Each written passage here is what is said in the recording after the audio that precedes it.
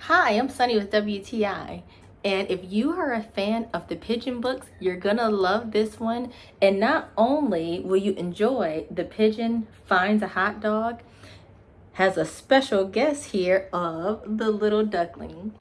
And as we go through the book, we see that Pigeon found a hot dog, but he's not alone. And someone is dropping some hints that they may want a piece of his hot dog too.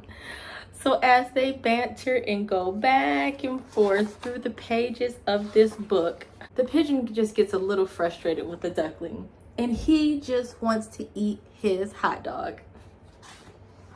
Until they have a bright idea of a great compromise in the end.